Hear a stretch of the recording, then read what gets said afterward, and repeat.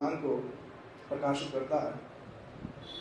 पर अगर मूल रूप से देखा जाए तो आज की तिथि के दिन मूल रूप से देखा जाए उनके आविर्भाव तिरुभाव के दिन उनके विचार वैशिष्ट की चर्चा अत्यंत आवश्यक है, क्योंकि उनका विचार ही उनकी वास्तविक संपत्ति है। और जब श्री भक्तिनाथ ठाकुर जी के विषय में गुरुपाद पद कहा करते थे तो कुछ एक बातें बार बार हर वर्ष उनके मुख से निकलती थी। क्या कि भक्तिनाथ ठाकुर जी का वैशिष्ट क्या है, क्या वह उनका मूल विचार जो है क्या है।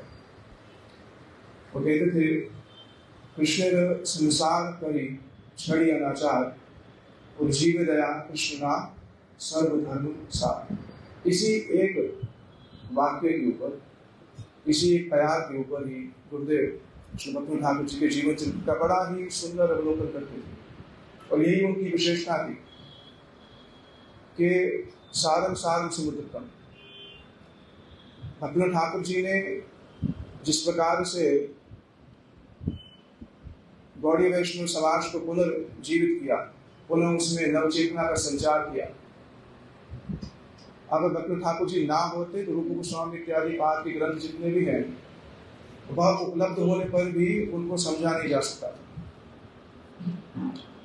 अगर आप उनकी भगवद गीता में जो उनका विचार है, भगवद गीता पर जो टिप्पणी है, अगर वह भगवद गीता में ना हो तो भगवद गीता के श्री विश्वनाथ चक्रवर्ती पाद के विचार को समझना भी इतना आसान नहीं।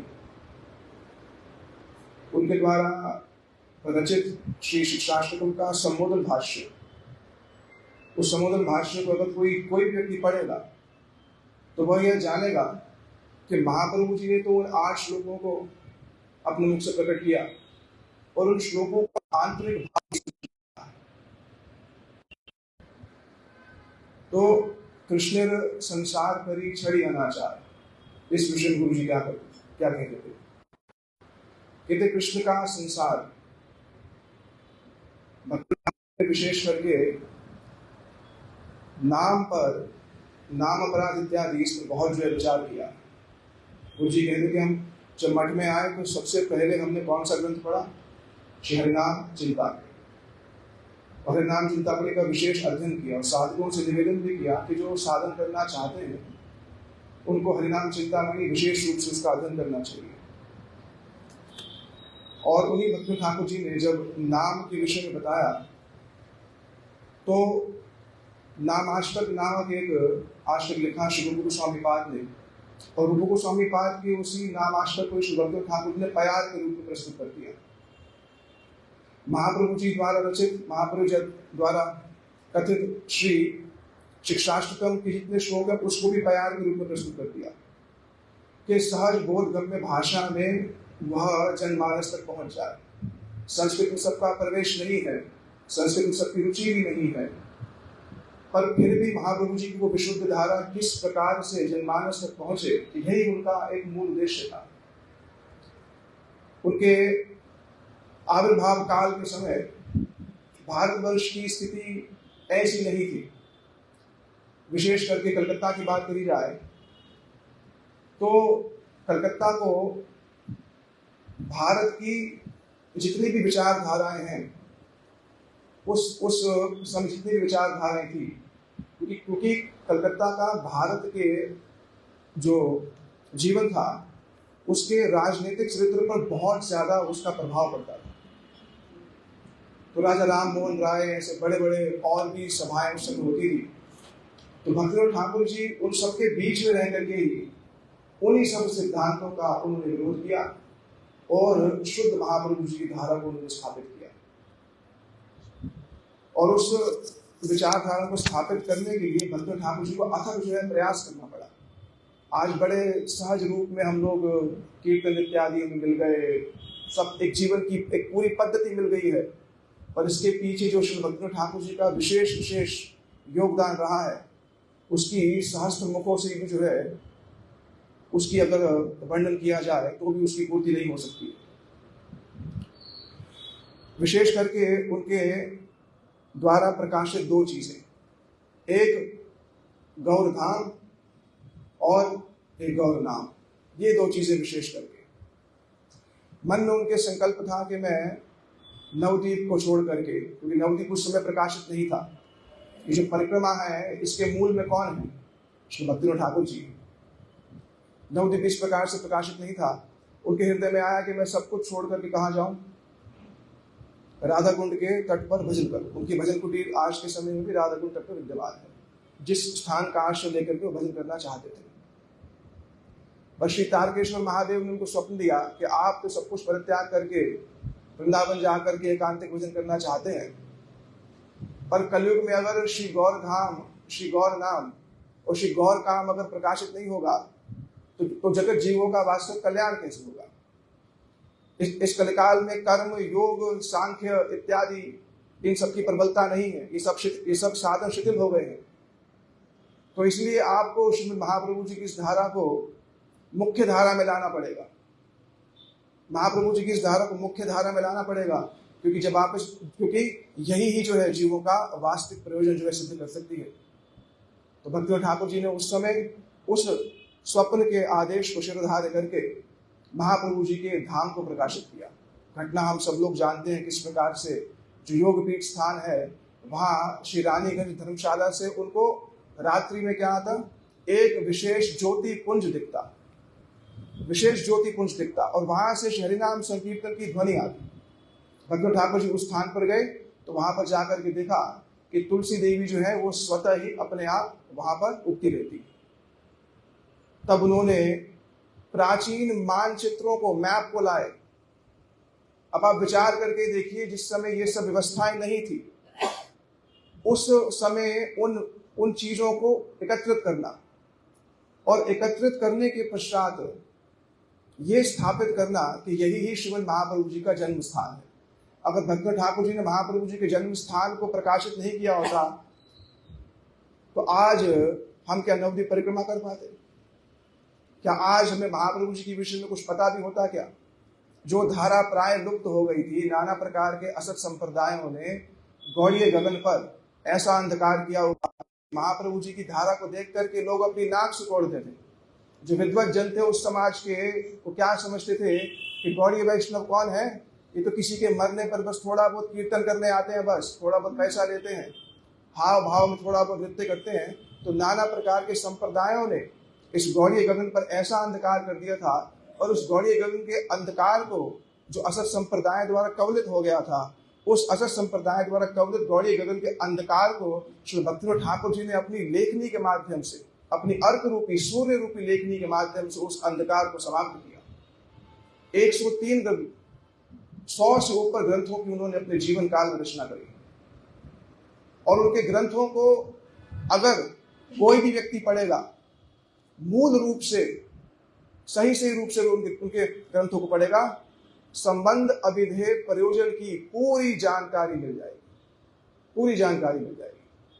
नाम के विषय में जिस प्रकार से उन्होंने आग्रह किया है, नाम अपराध का जो उन्होंने विचार किया है, अपने एक लेखनी में कहते हैं, और सो नाम सत्यमिति गायति वेद, वेद इसको बार बार कह रहा है, बार इस बात को कह रहा है कि नाम नामी अभिन्न है। उनकी लेखनी को अगर आप पढ़ेंगे तो बार बार ये चीज सामने आएगी, बार बार इस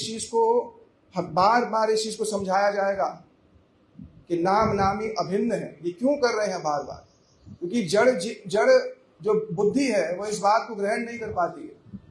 वो समझती है कि नाम तत्व के अतिरिक्त भी और कोई ऐसा तत्व है जो मुझको सिद्धि प्रदान कर सकता है, उसकी वैसी निष्ठा उसमें नहीं होती है। तो इसलिए ही बार बार कह रहे हैं। और नाम ग्रहण करने की विधि जब भक्तिविनोद ठाकुर जी कहने लगे, शिक्षाष्टकम के अपने भाष्य में इतनी सुंदर बात कहते हैं कि जब जीव नाम करेगा, जब जीव भगवत नाम करेगा तो पहली अनुभूति उसकी क्या होगी? नाम करने वाले के हृदय में सबसे पहला विचार क्या आएगा? बोले अहम अणु चैतन्य जीव कृष्णदास स्वरूप। नाम करने वाले के हृदय में सबसे पहला विचार आएगा, मैं कृष्ण का एक शुद्र अंश हूं, मैं कृष्ण का एक दास हूं। जिसको भक्तिविनोद ठाकुर जी ने कहा कि विषय विरक्ति जनित स्वाभाविक दैन्य, नाम करने वाले के हृदय में स्वाभाविक दैन्य की उपलब्धि होगी। उसके हृदय में निर्मत्सर अलंकृत दया, जगत जीवों के प्रति दया की उपलब्धि उसके हृदय में होगी। तो ये सब जितनी भी उन्होंने बातें कही है, जितनी भी बातें भक्त ठाकुर जी कह रहे हैं उसमें विशेष करके उन्होंने नाम तत्व को बहुत ही प्रगाढ़ रूप से कहा है। भक्ति विनोद बाहुतुले कहे नाम निशान धर, अपने नामाष्टक के अनुवाद में कह रहे हैं कि भक्त ठाकुर कह रहे हैं कि भैया मैं दोनों बाह उठा करके एक बात कहता हूं, जगत जीवों से एक बात कहता हूं, नाम निशान धर, आप नाम रूपी ध्वजा को धारण करके चलिए, नाम की ध्वजा को आप धारण करके चलिए। उसका प्रभाव क्या होगा? कह रहे नाम डंका बाजी करते जाएंगे भेटी वो मुरलीधर। अगर आप नाम रूपी ध्वजा को धारण करके चलेंगे, निरंतर नाम गान करेंगे, निरंतर कृष्ण सेवा करेंगे, निरंतर वैष्णव सेवा करेंगे, तो भेटी वो मुरलीधर, एक दिन आपकी भेंट अवश्य ही श्री कृष्ण से होगी, एक दिन आपकी भेंट अवश्य ही श्री कृष्ण से होगी। तो एक साधक के जो उसकी दिनचर्या है, उस दिनचर्या के प्रत्येक पक्ष में आप श्री भक्त ठाकुर जी की इस अवदान को जो है पा सकते हैं। श्री भक्त ठाकुर जी के इस अवदान को आप उनके साधक एक विशेष करके एक दिनचर्या होती है, दिन के प्रथम पहर से लेकर के अंतिम समय तक जो भी उन्होंने दिया है उनका आप ग्रंथ उठा करके देखिए। भागवत अर्क मरीचिका माला, भागवत जी के श्लोकों को उन्होंने कहां कहां से उठा करके जिस तरीके से उन्होंने उसको कैटेगराइज किया है, संभावना ही नहीं हो सकती है कि उस श्लोक का वो अर्थ निकाल करके हमारे सामने दे दें। ये उनकी विशेष दया है, उनके द्वारा रचित उनकी अंतिम कृति जैव धर्म अंतिम कृति है उनकी। और जैव धर्म के अंदर उन्होंने समस्त प्रकार के सिद्धांतों को सही रूप से प्रस्तुत कर दिया। इसलिए गुरुदेव बार बार इस चीज को आग्रह करते थे कि भक्त ठाकुर जी के ग्रंथों को हमें विशेष आग्रह से पढ़ना चाहिए। हम जब उसको पढ़ेंगे तो हमें गौड़ीय होने का अभिमान होगा, गौड़ीय होने का शुद्ध अभिमान हमारे हृदय में उदित होगा जब हम उनके ग्रंथों के निकट जाएंगे। तो गुरुदेव तो व्याख्या में एक भिन्न स्तर पर पहुंच गए। बोले कृष्ण संसार करी छड़ी अनाचार। गुरुदेव ने कहा कृष्ण का संसार करो, मतलब अनाचार को छोड़ो। अनाचार में जितने भी प्रकार के प्रजल्प इत्यादि हैं, असत व्यवहार है, इसका परित्याग करो और कृष्ण के लिए जो है संसार करो। कृष्ण को मध्य में रह करके संसार करो।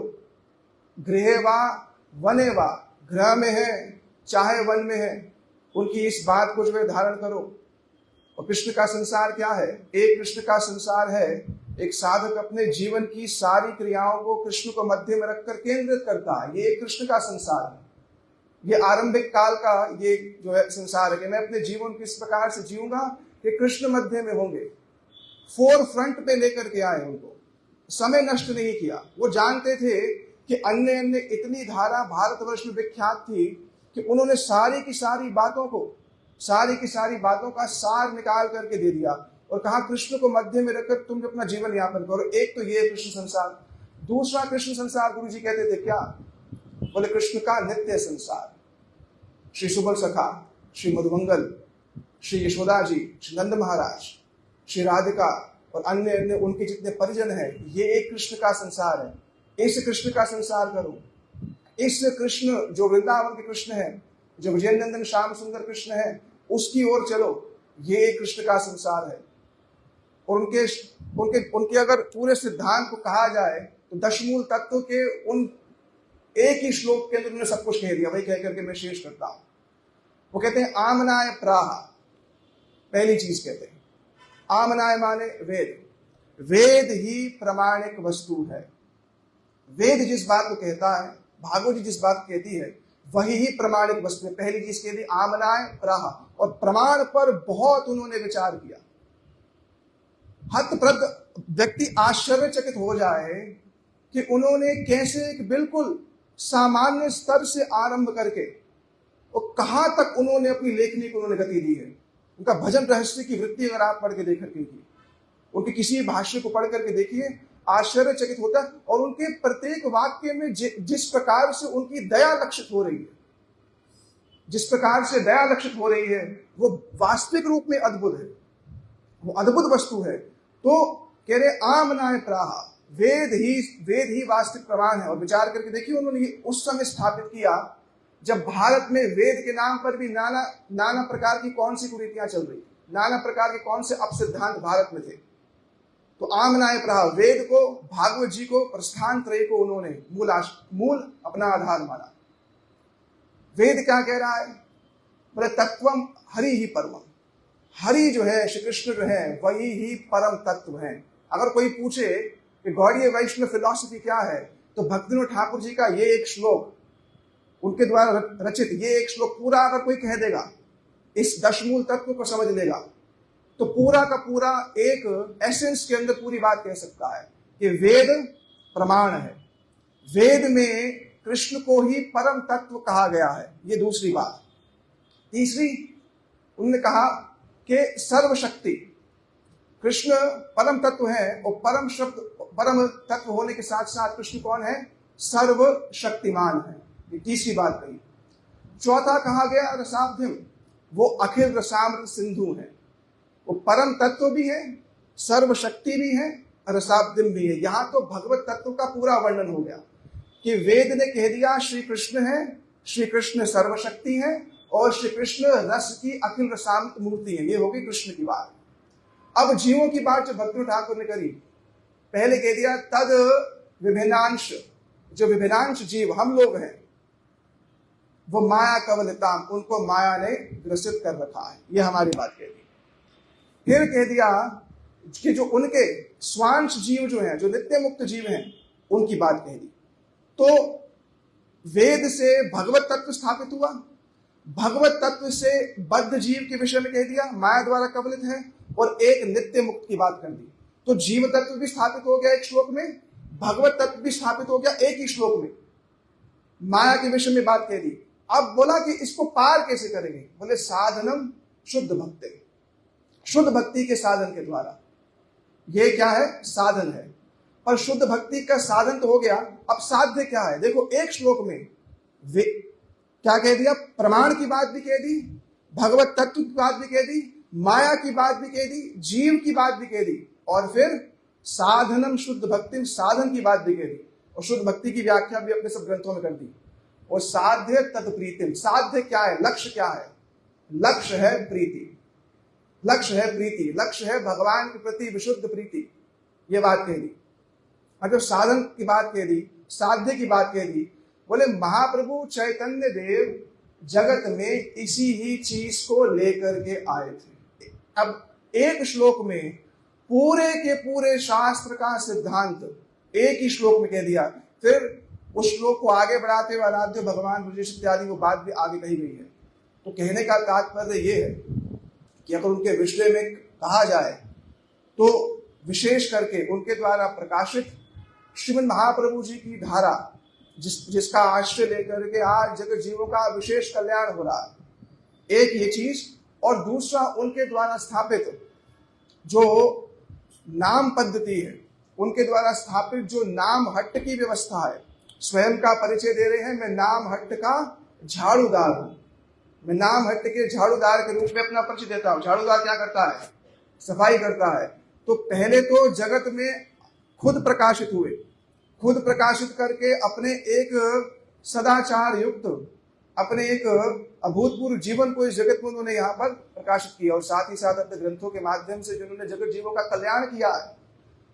अगर कोई व्यक्ति उनके ग्रंथों के निकट जाएगा तो नतमस्तक भी हो जाएगा, भूरी भूरी उनकी वंदना भी करेगा, और साथ ही साथ उनकी दया का परिचय भी उसको किंचित मात्र मिलेगा।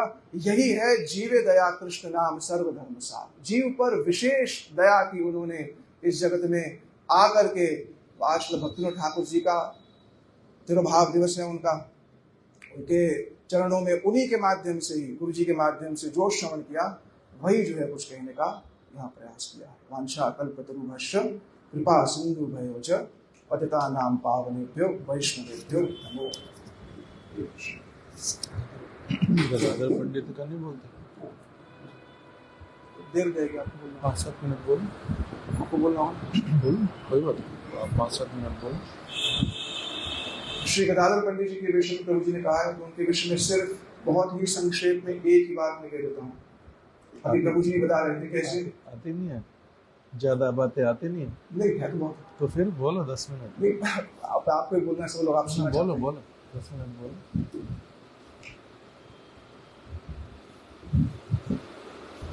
श्रीमद् महाप्रभु जी और श्री गदाधर पंडित जी के संबंध को, जिस बात को भी प्रभु जी कह रहे थे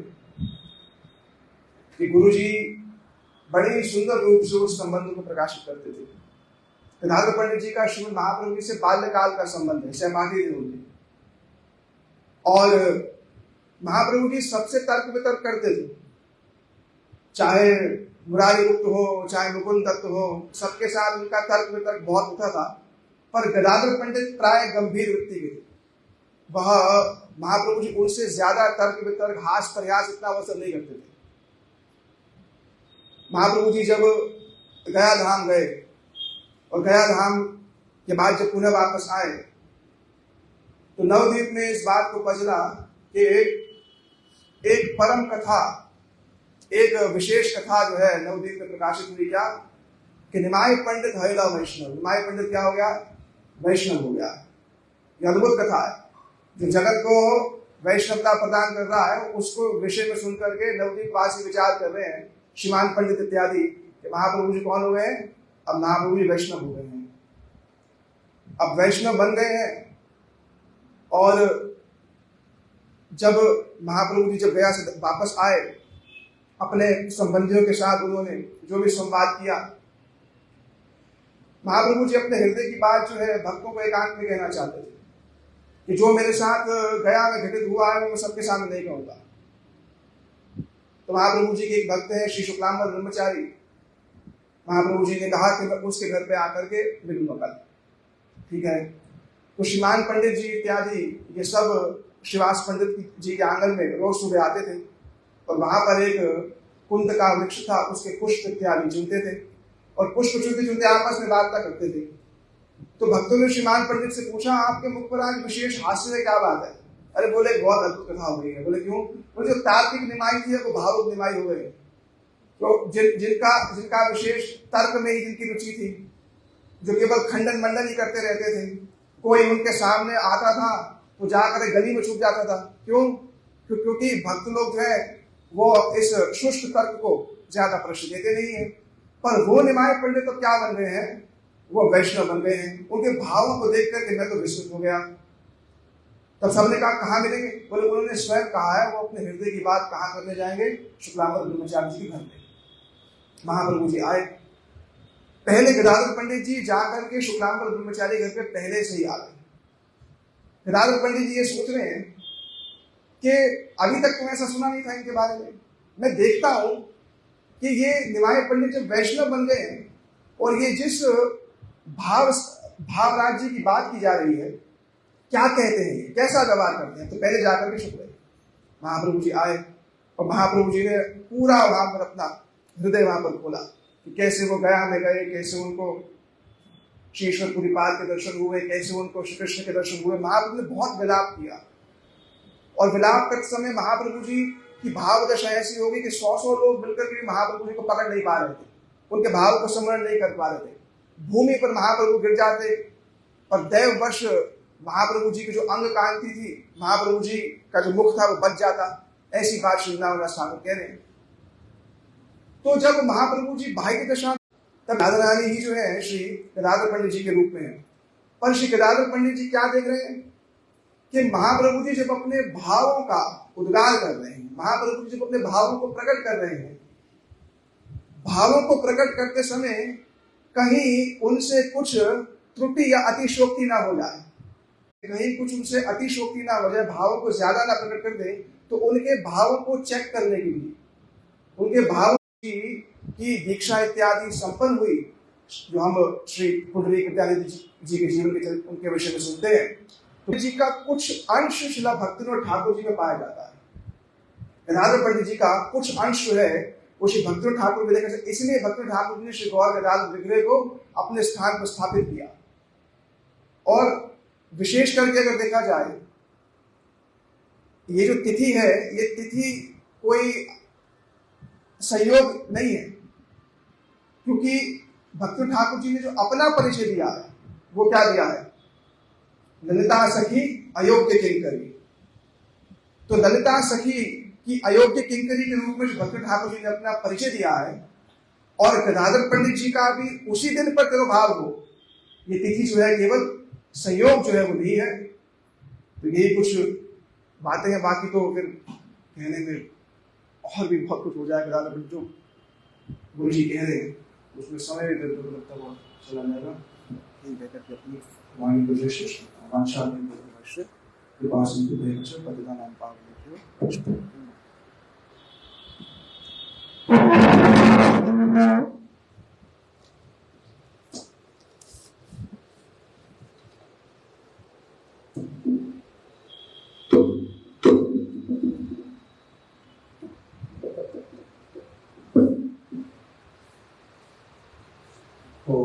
ज्ञानतिमिरान्धस्य ज्ञानाञ्जनशलाकया चक्षुरुन्मिलितं येन तस्मै श्री गुरवे नमः। वाञ्छाकल्पतरुभ्यश्च कृपा सिन्धुभ्यः च पतितानां पावनेभ्यो वैष्णवेभ्यो नमो नमः। श्री कृष्ण चैतन्य प्रभु नित्यानंद श्री अद्वैत गदाधर शिवासादि गौर भक्त वृंद। हरे कृष्णा कृष्णा कृष्णा हरे हरे, हरे राम राम राम हरे हरे।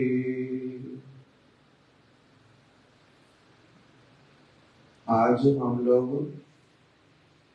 दो वैष्णव आचार्यों की शुभ तिरुभाव तिथि उसका हम लोग पालन कर रहे हैं।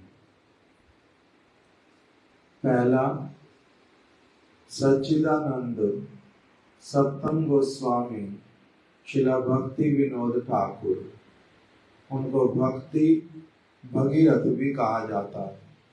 आज उनकी तिरुभाव तिथि है और साथ ही साथ में श्री गदाधर पंडित जी की भी तिरुभाव तिथि है।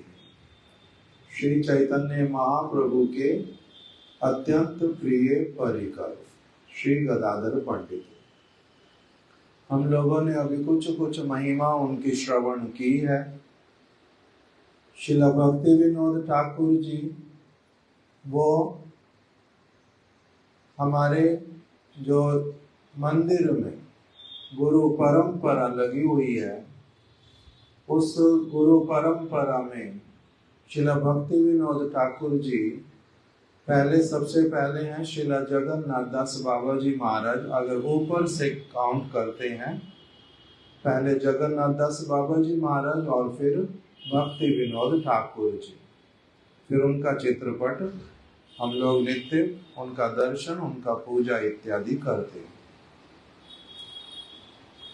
शिला प्रभुपाद भक्ति सिद्धांत सरस्वती ठाकुर, इन्हीं शिला भक्ति विनोद ठाकुर जी के पुत्र भी हैं और साथ ही साथ में नित्य संबंध जो है वो है शिष्य वाला, गुरु शिष्य।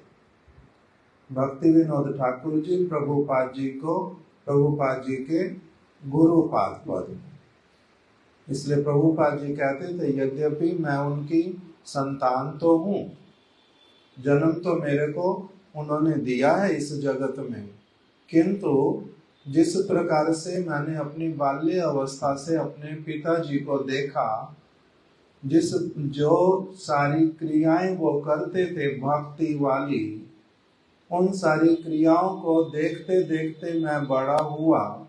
इसलिए मेरा उनके प्रति कभी भी साधारण जगत में जैसे पिता और पुत्र का संबंध होता है, वैसे वाला कभी भी भावना आया नहीं। मैंने उनके प्रति कभी भी माटिया बुद्धि नहीं की। अर्थात तो वो मेरे पिताजी हैं, वो इस जगत के प्राणियों की तरह हैं, वो भी उनमें भी कुछ कुछ अच्छाइयां हैं और कुछ कुछ कमियां भी हैं। इस प्रकार का मैंने उनका कभी भी दर्शन नहीं किया। वो इस जगत के व्यक्ति नहीं थे, वो हाड़ मांस के बने हुए नहीं थे। उनका आचरण, उनकी दिनचर्या, उनका विचार, उनका उपदेश सारा कुछ बड़ा अद्भुत है। और इस जगत का कोई पिता उस तरह की बात नहीं करता। वो अप्राकृत पुरुष थे, अर्थात तो भगवान के धाम से आने वाले, जो भगवान जब आते हैं अथवा उनके भक्त आते हैं, जैसा उनका अलौकिक जीवन देखा जाता है भक्ति विनोद ठाकुर जी का, वैसा अलौकिक जीवन मैंने सब समय दर्शन किया। इसलिए उन्होंने सब समय अपने पिताजी को प्रभु कह करके ही पुकारा। माटिया बुद्धि जगत के अनुसार जैसे उच्चारण करते हैं वैसा वाला नहीं। सदैव वो बोलते थे मेरे जो है प्रभु दो हैं, एक है शिला भक्ति विनोद ठाकुर और दूसरे हैं शिला गौर किशोरदास बाबा जी महाराज। वो उनको प्रभु कह के ही संबोधित करते थे। वो कहते थे इस जगत के पिता और पुत्र वाला संबंध वो अनित्य है, वो तो क्षणिक है, थोड़ी सी चीजों को शरीर के साथ में संबंध होने के केवल कारण है, किंतु मेरा उनके साथ में संबंध इस इतना छोटा वाला संबंध मेरा नहीं था। उनके साथ मेरा जन्म जन्मांतर का संबंध है। इसीलिए जब उन्होंने इस बात को उन्होंने चैतन्य चरितामृत को जब संपूर्ण किया अनुभाष्य लिखना, तो उन्होंने अंत में ये बात लिखी कि जो भक्ति विनोद ठाकुर हैं उन्होंने जिस प्रकार से राधा और माधव की भजन की प्रथा इस जगत में मेरे को सिखलाई है, वो वैसी वाली वो जो चीज मैंने कहीं और देखी नहीं। उसमें उन्होंने लिखा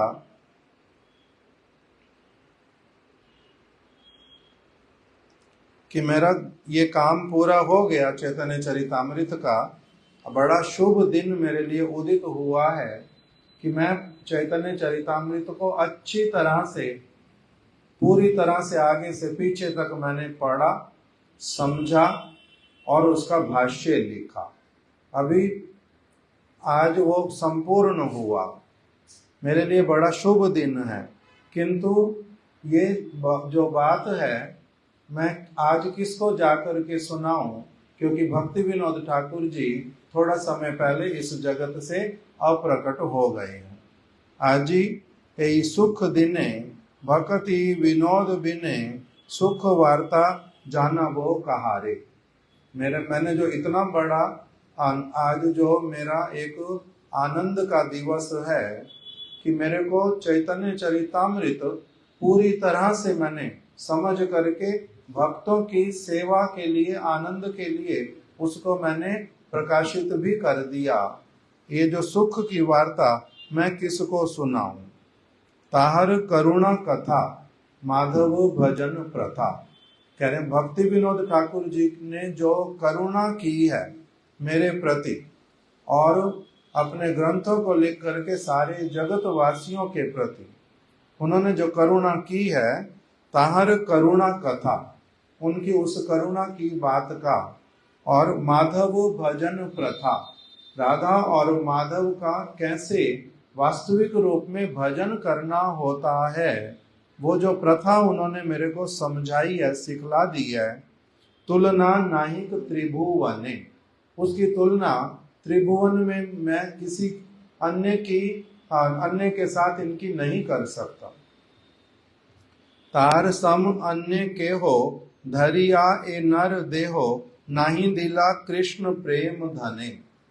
कह रहे मेरे हृदय में कृष्ण के प्रति जो प्रेम उत्पन्न करवाया, कृष्ण की मैं सेवा करूं, कृष्ण के विषय में श्रवण करूं, कृष्ण का कीर्तन करूं, चैतन्य महाप्रभु की बातें सुनूं, उनके अनुसार अपना जीवन मैं यापन करूं, संसार की ओर मैं नहीं जाऊं और सब समय भगवान की ओर मैं चलूं, इस सारी की सारी व्यवस्था का पूरा जो क्रेडिट है वो जाता है शिला भक्ति विनोद ठाकुर जी को। धरिया ए नर देह, उन्होंने कृष्ण प्रेम रूपी धन जो उनके हृदय में था, उन्होंने मेरे को अपना ये मनुष्य जैसा शरीर धारण करके उन्होंने मेरे को प्रदान कर दिया। से ही प्रभु शक्ति पाई, उन्हीं प्रभु की शक्ति से ही मैंने क्या किया है, इस चैतन्य चरितामृत का अनुभाष्य लिखा है। यहाँ ते आमार किच्चू नाई, मेरा जीवन, मेरी वाणी, मेरी लेखनी, मैंने जो कुछ भी इस जगत में मैं कर रहा हूँ, ये सारा उनके द्वारा वास्तविक रूप में किया जा रहा है। मैं तो केवल मात्र पुतली के समान हूँ। इस प्रकार से प्रभुपाद जी ने सारा भक्ति विनोद ठाकुर जी के विषय में लिख करके रखा। जब शिला प्रभुपाद बहुत छोटे थे तब भक्ति विनोद ठाकुर जी ने उनको हरि नाम दिया था। अपने बालकों को हरि नाम उन्होंने प्रारंभ से संकीर्तन, जिस समय बालक का जन्म होने वाला उस समय वो संकीर्तन ही अपना भक्तों को बुला करके घर में करते थे। भक्ति विनोद ठाकुर जी की संतान का जब जब जन्म हुआ, उनकी कुछ संतानें हैं, जब जब जिसका जन्म हुआ पहले से पता चल जाता तो वो साथ ही साथ में क्या करते हैं, आसपास में जितने सारे भक्त लोग उनको बुला लेते और घर में संकीर्तन प्रारंभ करवा देते। एक और संकीर्तन होता जाता, दूसरी तरफ से बालकों का जन्म होता घर के भीतर में।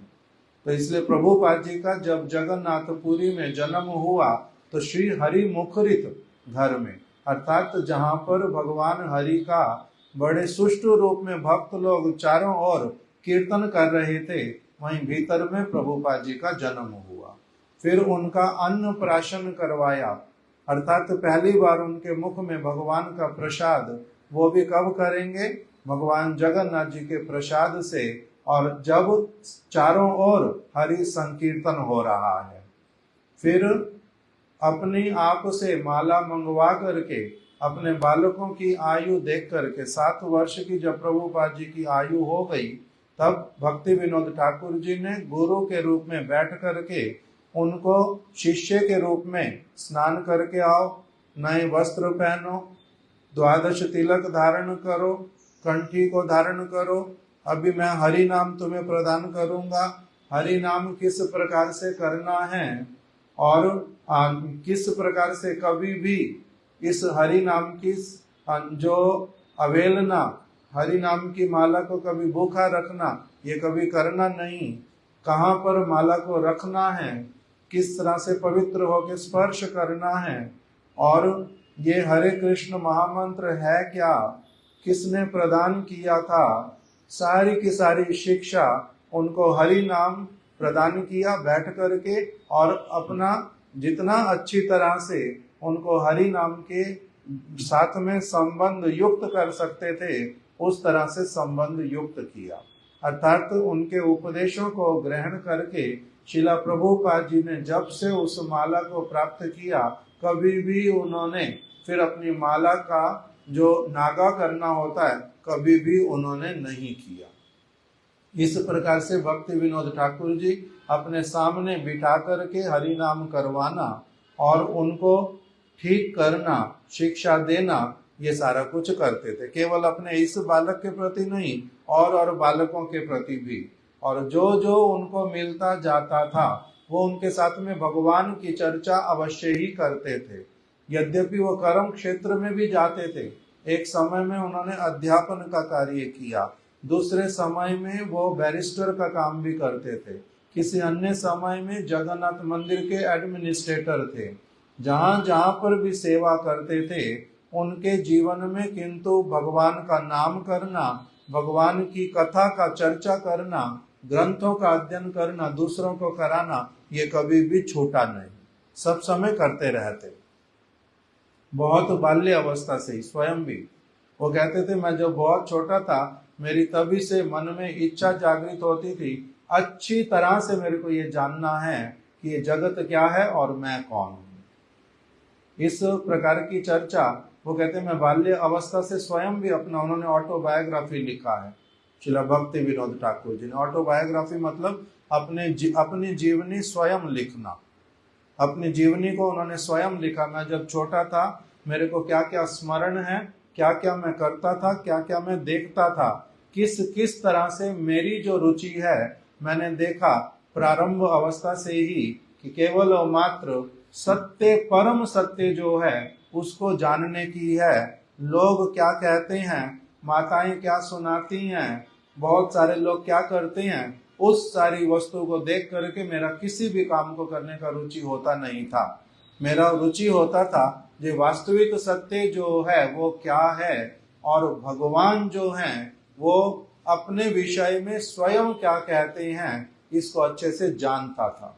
इसी के विषय में चर्चा करता था, अलग अलग लोगों से बात करता था, अपने विषय में बताया। तो वही की वही चीज फिर उन्होंने अपने बालकों को प्रथम अवस्था से ही क्या करना प्रारंभ करवाया, जो वास्तविक सत्य कैसे उसका दृढ़ संकल्पित होकर के जीवन में पालन करना है, ये उन्होंने अपना जो भी उनको मिलता उनके साथ में उसी प्रकार का वार्तालाप करते।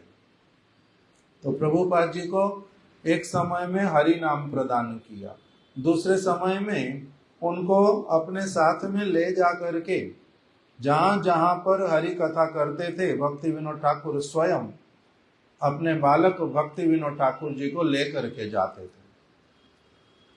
विद्या अध्ययन करना है ठीक है, किंतु उसके साथ साथ में पारमार्थिक विद्या सब समय के लिए उसको और अधिक गुरुत्व दे करके पालन करना है, उससे परम मंगल की प्राप्ति होएगी।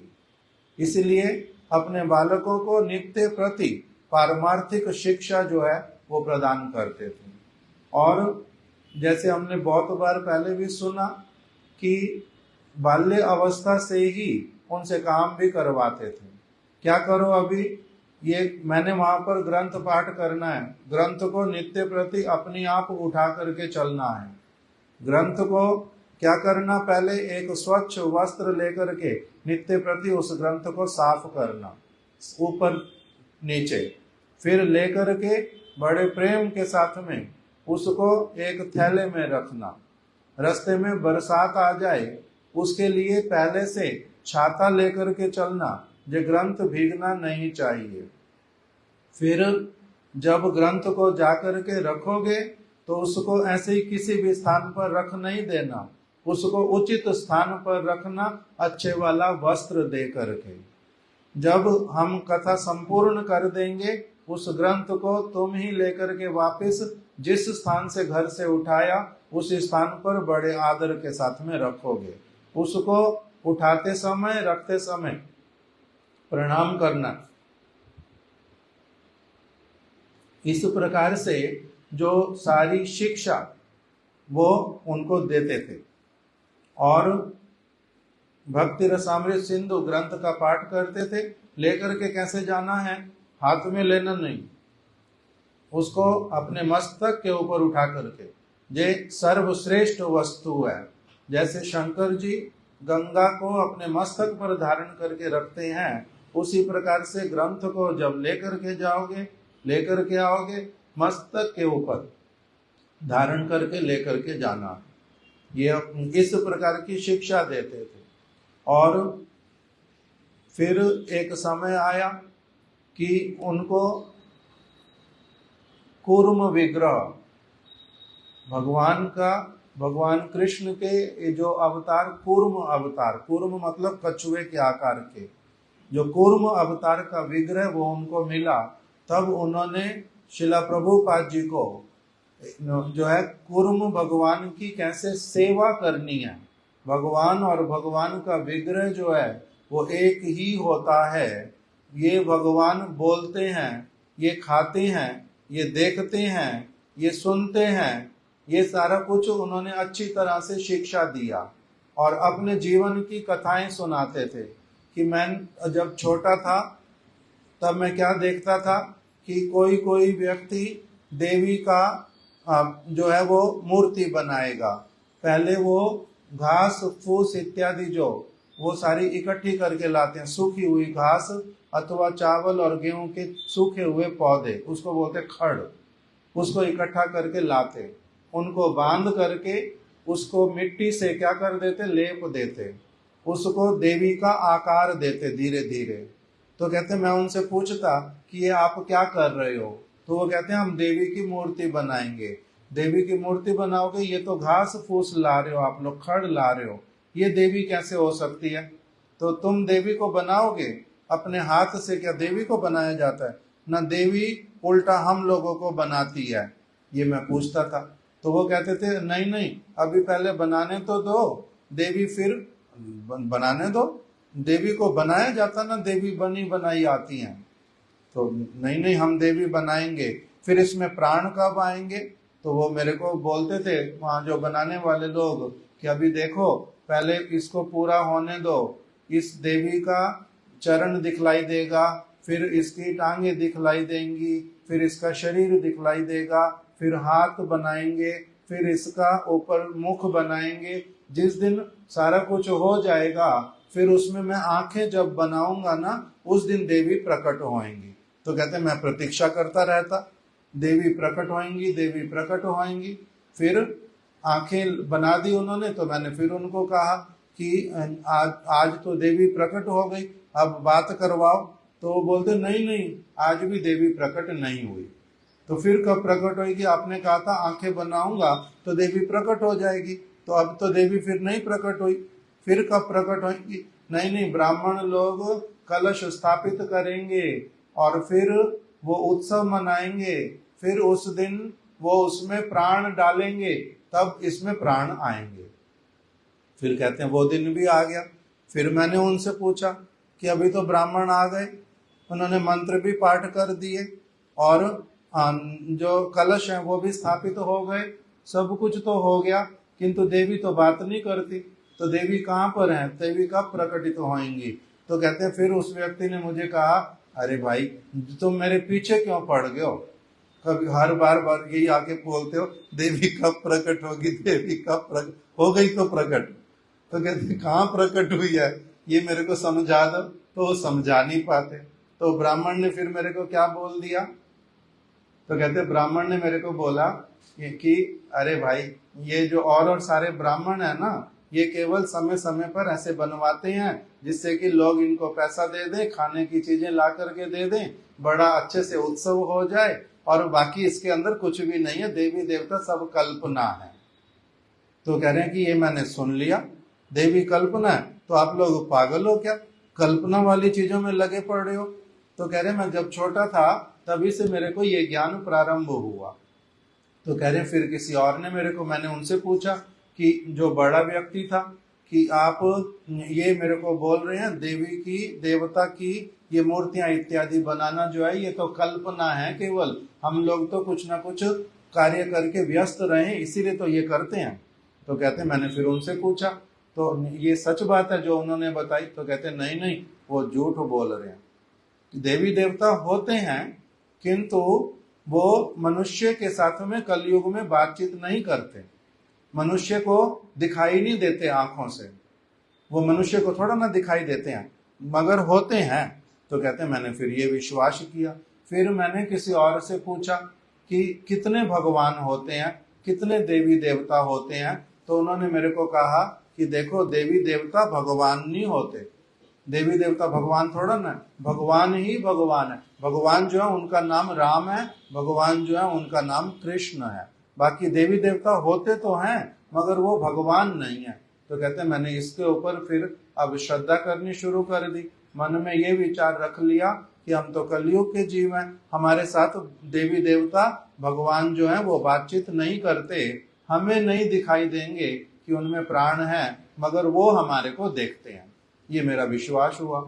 इस प्रकार से अपने पुत्र को जब विग्रह का, कूर्म भगवान का सेवा कैसे करना है, इस सारी वस्तु की जब शिक्षा देने के लिए जा रहे हैं तो पहले अच्छी तरह से बतलाना उनको प्रारंभ किया कि ये जो भगवान का विग्रह है और भगवान कैसे एक ही हैं, कैसे इनकी सेवा करनी होती है, किस प्रकार से इनके प्रति भावना रखनी होती है, कैसे उनका श्रृंगार करना, किस प्रकार से उनका स्नान करवाना, कैसे उनका चरणामृत बाद में लेना, मंत्र चरणामृत के क्या बोलने, उसके द्वारा मंगल कहाँ से होता है, ये सारी वस्तुएं अपने पुत्र को और अन्य अन्य उनके बहुत सारे बाद में शिष्य भी हुए, उनके अपने बहुत सारे भक्त थे, सभी लोगों को यही शिक्षाएं सब समय प्रदान करते थे।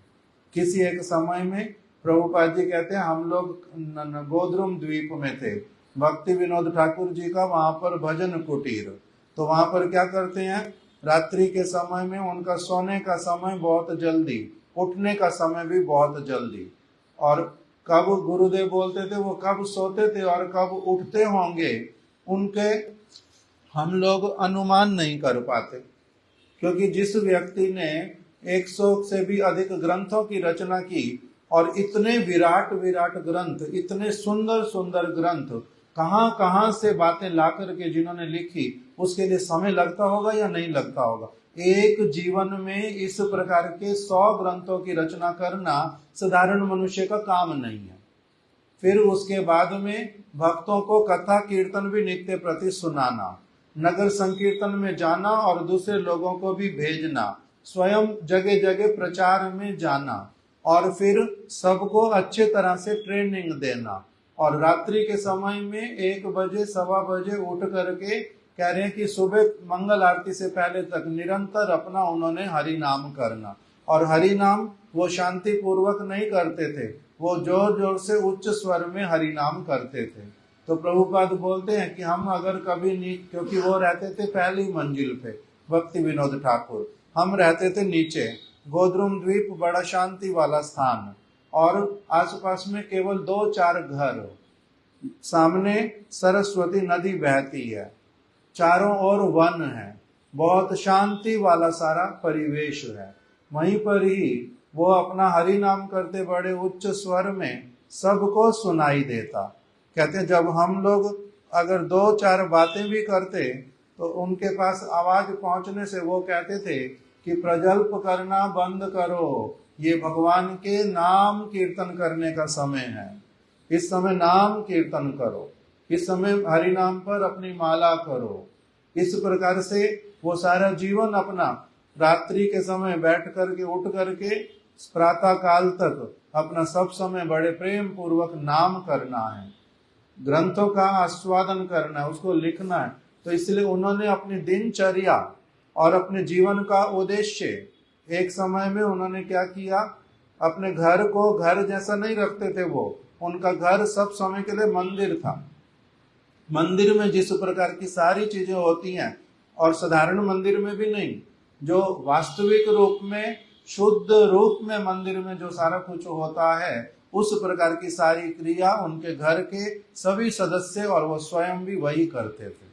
इस प्रकार से उन्होंने अपने बालकों को ऐसी वाली शुद्ध भक्ति की शिक्षा प्रदान की, जिसके कारण वो कहते हैं हमें कभी ये लगा ही नहीं कि ये हमारे जो और लोगों के जब घर में अगर कभी देखने का सुयोग मिलता था, बच्चे हों, पिता हों, माता हों कैसे रहते हैं, तो वो हम लोगों का कभी जीवन में अनुभव ही नहीं था कि ऐसा घर होता है, ऐसे माता पिता होते हैं, इस प्रकार से बच्चे अपनी स्वतंत्रता करते हैं, इस प्रकार से कुछ होता है, ये हमने कह रहे हैं प्रभुपाद जी हमने जीवन में कभी देखा ही नहीं था।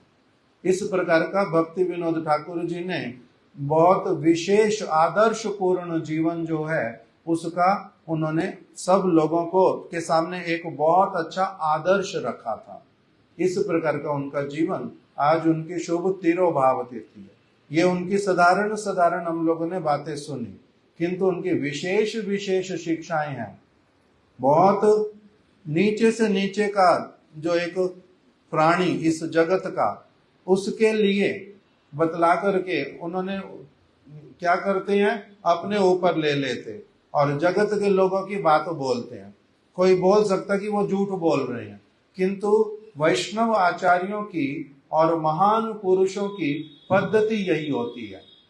क्या पद्धति होती है?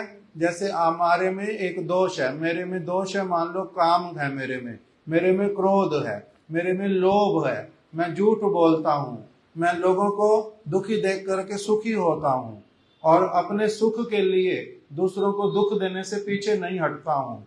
तो इस प्रकार से जो दूसरे लोगों के दोष, उनको कभी भी महत्व पुरुष नहीं कहते ये दोष तुम्हारे में है बहुत खराब, मेरे में ये दोष कभी नहीं है, ऐसा वाला नहीं कहते। वो उसके दोष को भी उल्टा क्या करते हैं, अपने ऊपर ले लेते। उनको लोभ नहीं है, कहते हैं मैं लोभी हूं, मैं इसलिए लोभ के कारण मरता रहता हूं, नित्य वस्तु मेरी छूट जाती है। तुम्हारा तो कहीं ऐसा नहीं होता ना, मेरा तो इसी प्रकार का होता है। देखो मैं इससे छूटने के लिए प्रयास कर रहा हूं, ये बड़ी खराब चीज है, इससे बचना चाहिए। तुम्हारा भी अगर लोभ इत्यादि होता हो ना, तुम भी उससे बचना। देखा लोभ किसी और में है, उसके कारण अन्याय कार्य कर रहा है, किंतु वो उसको उस तरह से कहते नहीं। किसी में क्रोध देख करके, किसी में दूसरों को दुख देने की वृत्ति देख करके, किसी में मिथ्या वचन बोलने की वृत्ति देख के सारा कुछ अपने ऊपर ले लेते। बोलते सदा मिथ्याभाषी, मैं सब समय पहले मिथ्या भाषण बोलता था, बड़ा बाद में दुखी होता था, अभी मैंने क्या किया, वो बोलना छोड़ दिया, अथवा प्रयास कर रहा हूं कि धीरे धीरे मेरा छूट जाए। तो इससे तुम्हारा भी तो वो वाला दोष नहीं है ना, इसको छोड़ देना। इस प्रकार से दूसरों को उपदेश करते। कह रहे थे मेरे को किसी ने गाली निकाली, मैंने क्या किया, उसने मेरे को गाली निकाली है, मैं इसको अच्छी तरह से सबक सिखलाऊंगा। अब उसको दुख देने के लिए मैंने बहुत सारी प्लानिंग करनी शुरू कर दी। इसके कारण मेरा क्या हो गया, संसार के चीजों में मेरा दिमाग जाने लग गया पूरी तरह से, भगवान मेरे को भूल गए, ये तो मैंने गलत कर दिया। इसलिए मेरे को करना क्या चाहिए था, भगवान को स्मरण रखूं, इसकी इतनी सारी बातें क्या करनी। तो इस प्रकार से दूसरों को शिक्षा देने के लिए सारी चीजें वो अपने ऊपर ले करके एक के बाद एक इस प्रकार के कीर्तनों को लिखा कि जगत के दुष्ट व्यक्तियों की क्या क्या असुविधाएं होती हैं, कैसे वो खराब होती हैं, कैसे उनको छोड़ना चाहिए, उनको छोड़ करके कैसे अच्छी चीज को पकड़ना चाहिए, और अच्छी चीज को पकड़े बिना बुरी चीज नहीं छूटी जाएगी। इस सारी पद्धति को बड़े सुंदर रूप में अपने कीर्तनों में बतलाते हैं और बोलते हैं भगवान कौन है, राधा रानी कौन है, उनकी शक्तियां क्या है, उनका स्थान क्या, सारी चीज को इसी प्रकार से बड़े सरल रूप में, जैसे एक किसी बच्चे के साथ में जिसको कुछ भी नहीं पता, उसको जैसे समझाया जाता है सारा कुछ, उसी प्रकार से सारा तैयार कर देते थे।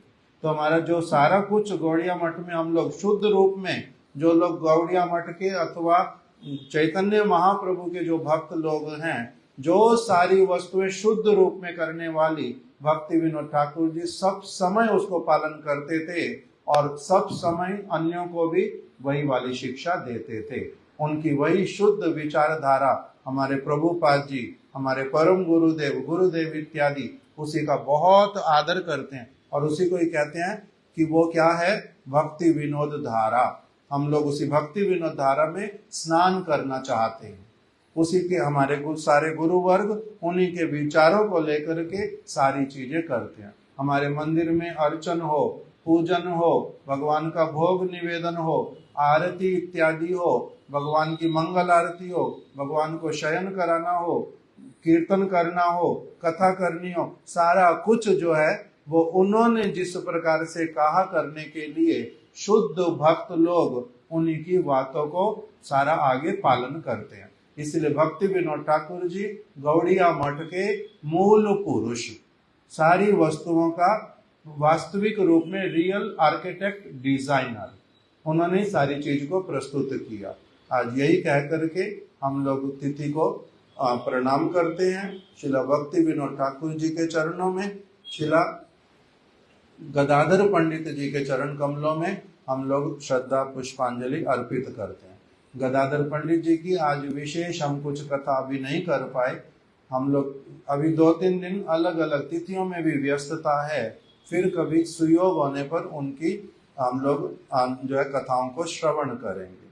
कल गुंडीचा मंदिर मार्जन, परसों जगन्नाथ देव की रथ यात्रा, ये सारी तिथियां बहुत विशेष, जगन्नाथपुरी में अलग प्रकार का एक उत्साह और उमंग। कल से हम लोग थोड़ा थोड़ा उसी के विषय में श्रवण करेंगे। भक्ति विनोद ठाकुर जी नहीं, जगन्नाथ जी की विशेष जो आज हम सेवा सारी देखते हैं, उन्होंने इसको लिपिबद्ध किया था। पहले कभी कुछ हो जाता था, कभी कुछ नहीं होता था, कभी कुछ छूट जाता था। भक्ति विनोद ठाकुर जी ने वहां की सारी, जैसे मंदिर का संविधान बनाना होता है, वो उन्होंने पूरा बनवाया था अपने सामने बैठ करके। कब कौन सा उत्सव होगा, सेवा क्या होएगी, भोग क्या लगेंगे, पूरा वर्ष में क्या क्या होएगा, सारा कुछ भक्ति विनोद ठाकुर जी ने पूरा ठीक करके संविधान बना के दिया था। उसी के अनुसार आजकल सारा कुछ होता है। बहुत सारी कुरीतियां थी उससे पहले, वो भक्ति विनोद ठाकुर जी ने सारी हटवाई थी और शुद्ध चीजों को इंट्रोड्यूस किया था। किंतु तब भी काल ऐसा होता है, अलग अलग समय में और चीजें फिर से आ जाती हैं, वो एक अलग बात है। किंतु उन्होंने सारा कुछ ठीक करवाया था। तो आगामी दिवस में हम लोग गुंडीचा मंदिर मार्जन, जगन्नाथ रथ यात्रा, इन सारी तिथियों का पालन करेंगे। आज यहीं पर रख देते। वांछा कल्पतरुभ्यश्च कृपा सिंधुभ्य एव च पतितानां पावनेभ्यो वैष्णवेभ्यो नमो नमः।